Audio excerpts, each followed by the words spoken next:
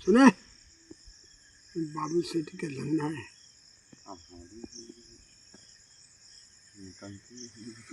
इतना ही मोड़ चाहत रहा जितना वही के एक कारण निकला। अब ये खटिया बाद न टूटे तो हम गारंटी लेते 1 साल का। ढील हो जाए तो हर चप्पल हमार थोपड़ा। 1 साल चले।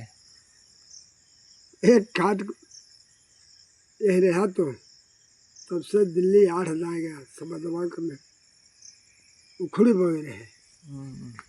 4 खटिया के बाद सराय रहे।